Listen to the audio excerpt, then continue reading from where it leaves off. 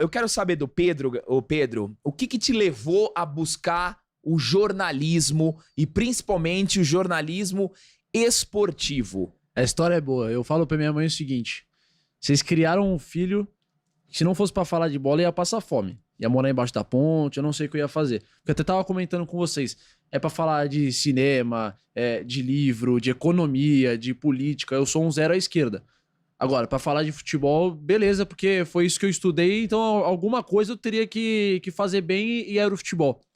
Eu aprendi a ler e escrever com 4 anos. Querendo ou não, é uma idade cedo pra aprender a alfabetizar e tudo mais. Então, querendo ou não, eu saí um pouco na frente de algumas crianças na época e tudo mais. Mas tudo isso por conta do álbum da Copa de 2010.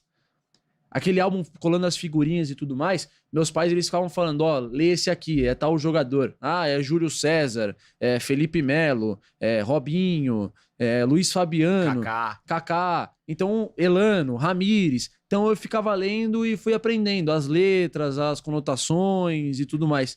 Então, essa questão, ela vem desde sempre. E o futebol sempre foi muito enraizado na minha família.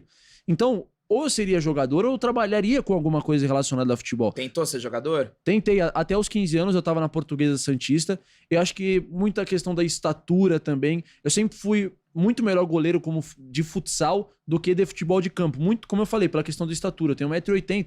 Então, querendo ou não, é algo que pro futebol de campo é difícil. Tem goleiros baixos hoje, é claro, por exemplo, o João Paulo, que eu acho que é um bom goleiro, não acho maravilhoso, nem um fraco, como muita gente diz. Acho um bom goleiro. Acho que ele tem 1,85 m, se não me falha a memória. Não é uma estatura dos goleiros de hoje em dia de alto nível. Mas é um baita goleiro, questão de reflexo. Só que a gente parar pra pensar, é 1 em 1 milhão. Então, naquela época, eu não tinha tanto essa visão que eu tenho hoje, que, poderia ter migrado pro futsal. Como eu falei, era uma modalidade que eu me sentia melhor jogando e achava que eu rendia mais. Só que aí, eu falei, no campo, acho que eu não vou muito longe, que eu sempre fui muito competitivo. Então, ou eu iria trabalhar pra ser, um dos pica no mundo, ou eu não ia ser nada. Então, eu falei, acho que estou muito mais próximo de não ser nada do que ser fera. Ir pela Europa, nos maiores times do mundo, como eu falei, muito pela questão da estatura. Falei, então, peraí, preciso fazer alguma coisa de futebol. Então, com 15 anos, ali, meados de 2020, 2021, falei, vou estudar. Foi quando eu já vi alguns cursos, porque eu já tava meio nessa transição de parar e tudo mais, e achei o curso do Gustavo Berton, que até é repórter da ESPN e tudo mais, e esse foi o primeiro curso que eu fiz, depois foi o curso que eu citei, que eu conheci o Lima Júnior e depois o Ademir. Então foi muito nessa transição. Isso antes da faculdade? Isso antes da faculdade, tava na escola ainda. Quando eu paro de jogar futebol, tava no primeiro ano do ensino médio. E assim, eu estudei na mesma escola, o Liceu Santista, um abraço pra todo o pessoal lá de Santos, desde o berçário, desde que eu tinha 10 meses. Liceu Santista, um clássico de Santos, meu. Eu tinha uma liga... eu tenho até hoje uma ligação muito forte com a escola, tanto que ontem o mesmo time que a gente tinha desde sempre, a gente foi jogar um amistoso com o pessoal que vai se formar, vai ter um campeonato, ontem foi um dia bem legal. Então assim, eu estudo na mesma escola desde sempre. Então chegar no ensino médio e às vezes, por exemplo, ir jogar em São Paulo, ou jogar em outro estado, ou até jogar no próprio Santos Português ou Jabaquara e ter que mudar para uma escola que só tem à noite, ia ser um baque para mim. Fazer o segundo e o terceiro ano do médio, me formar na escola sem os meus amigos que eu vivi a vida inteira, então aquilo também deu uma certa pesada. Então, no primeiro ano do ensino médio foi quando eu paro de jogar por conta de vários fatores. E aí eu falo, vou estudar. Claro, não só a questão da escola em si, mas fora para tentar trabalhar com alguma coisa de futebol. Jornalismo já era a principal área, mas eu pensava, por exemplo, em fisioterapia. Tudo relacionado ao esporte, tudo relacionado ao esporte. Foi o que eu falei para vocês. Se eu não trabalhasse com o esporte, eu não sei o que eu iria fazer, porque para diversos assuntos eu sou um zero à esquerda, velho. Eu tenho uma certa dificuldade de aprender com os outros ouvindo. Essas faculdades que tem muita teoria, pra mim eu tenho muita dificuldade. Então, como o jornalismo é muita prática de tu tá na rua, e é entrevista, e liga, e apura, e tu estuda vendo o prático, vendo o jogo de futebol, pra gente é maravilhoso. Aquilo que eu fiz a vida inteira, que é ver jogo de futebol, hoje eu tô trabalhando com isso, óbvio, com uma responsabilidade maior. Quem tem o microfone tem que tomar um certo cuidado. Mas, trabalhando com aquilo que eu fiz a vida inteira, só que sem responsabilidade. Então remete a tudo aquilo que eu fazia com diversão e hoje eu faço como trabalho, hoje eu faço com responsabilidade e ainda com o plus de ganhar dinheiro. Então, assim, toda essa minha vivência dentro do futebol que hoje me levou a essa parte do jornalismo. Eu acho que o fato de ter jogado no Gol e ter trabalhado com muitos treinadores que parava treino e explicava a movimentação, e às vezes a bola não chegava, principalmente nos treinamentos, eu acho que isso me ajudou muito a pegar a parte tática, da movimentação de jogadores. Então acho que tudo isso eu entendo que hoje faz parte, que eu consegui puxar de que eu tive na infância, de treinos, de vivência dentro de campo, para que hoje eu me tornasse jornalista. Como eu falei, já tive a opção de ser fisioterapeuta, fazer medicina para, por exemplo, virar um médico do esporte. Já passou várias coisas pela minha cabeça com 15, 16 anos. Mas eu fui muito pro jornalismo, muito por conta dessa questão de tática, de querer ser comentarista, de querer ver os jogos de fato com outro olhar. Eu acho que esse foi o principal motivo. Agora, deixa eu só perguntar uma curiosidade. Como é que é esse curso de comentarista? Cara, foi um curso que eu aprendi muito e muito pela prática. Os 2 primeiros dias, a gente teve aulas com o Mário Marra, comentarista da ESPN, e no segundo dia com o Léo Bertozzi, os 2 comentaristas da ESPN e tudo mais. Tivemos uma aula também com a Renata Ruel, de comentarista de arbitragem, que também foi muito importante. Acho que hoje, principalmente com essa questão de todo mundo querer dar opinião, alguém sempre vai querer sair na tua frente. Então tu tem que sempre estar especializado em tudo quanto é área. Hoje está se acabando essa questão dos comentaristas de arbitragem. A Globo, por exemplo, não tem mais a tal da central de apito nas partidas. É verdade, né? No rádio, principalmente. Então a gente tem que estar inteirado da regra do jogo. E eu acho que nesse curso eu também tive essa visão. Opa, de arbitragem a gente também tem que saber.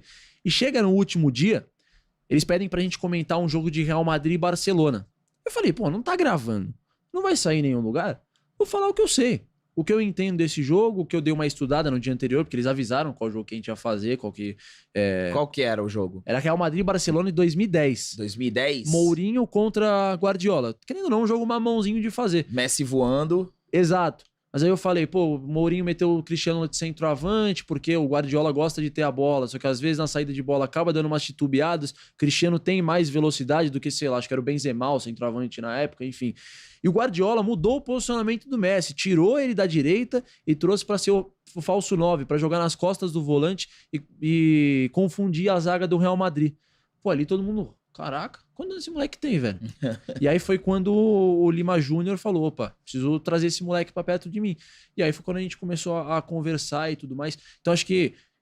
Eu vejo vocês, o Ademir, eu não consigo ver isso, cara. Mas... Não consigo ver isso, cara. Essa habilidade de enxergar não, o cara entrando por trás do volante. Não, eu vejo o Ademir, mudou de posição, hein? Agora é falso 9. Eu falei, jamais vou conseguir. Eu tento no começo do jogo, que eu vejo, eu me engano. Por exemplo, no Santos e Vasco começou, tinha as linhas lá no meio de campo do Vasco, tá jogando 4-4-2. É isso, ó. Só isso. Se minha mãe estiver assistindo, ela vai me matar pelo que eu vou falar agora, mas eu acho que são essas vivências com pessoas que estão no meio e pessoas, não vou dizer pesadas, mas com uma certa história que já tem um Bagagem. Com uma palavra perfeita, com uma bagagem na área, com grandes veículos, que nem eu falei, Renata Ruel, Mário Marra, Léo Bertozzi, pô, tudo cara cachorro grande de ESPN, velho. Sim. São essas vivências, esses reconhecimentos que você não tem, por exemplo, numa faculdade, que é muito da teoria, mas às vezes você não acaba tendo um pouco da prática. Que nem eu falei, eu acho que isso vai acabar me limitando um pouco do meio pro final da carreira. Mas o que eu quero fazer é jornalismo esportivo. Muita gente me fala, vai estudar um pouco de política, de economia. Eu sei que eu vou perder dinheiro nessa história e talvez até perder um pouco de reconhecimento na área. Mas, velho, quando eu parei de jogar futebol, eu prometi pra mim mesmo, acho que eu nunca falei isso pra ninguém, inclusive nem da minha família. Eu não vou fazer nada que eu não esteja feliz, velho. É isso aí. Então, eu quero me especializar naquilo que eu gosto, naquilo que eu sei, que é futebol. Até gosto de outros esportes, gosto de basquete, gosto de vôlei, gosto de tênis. Olimpíada, pra mim, é um negócio maravilhoso. É irado, né? É um negócio sagrado, velho. Eu gosto de ver todos os esportes. Ah, é cricket. É cricket. É que é Brasil, irmão. Eu sou competitivo, velho. Eu quero ganhar tudo. Olimpíada, a gente ficava todo mundo aqui assistindo os jogos. Então. Aqui é legal a gente também. Então eu sou viciado nesse negócio de esporte. Então, pô, eu gosto de futebol, é o que eu sei, é o que eu sempre joguei a vida inteira. Então é nisso que eu vou me especializar. Ah, eu tenho um sonho de um dia o futsal ser reconhecido não só como modalidade olímpica, mas também como uma modalidade importante do cenário nacional. Um dia eu quero ser comentarista de futsal. E é o que eu falo, não sei quanto tempo eu vou durar nessa área. Mas daqui uns 2, 3 anos, eu quero começar a me especializar em outras partes dentro do futebol. Fazer cursos de técnico, não só de campo, mas também de futebol de salão, cursos de gestão. Porque quem sabe me pinte uma oportunidade, por exemplo, de um dia subir de patamar e fazer, por exemplo, uma diretoria de uma escolinha, abrir uma própria escolinha, querer ser um treinador. É o que eu falo, o futuro a gente nunca sabe, velho. O presente a gente vive hoje. Então acho que dentro da minha área eu tenho que me especializar o máximo possível.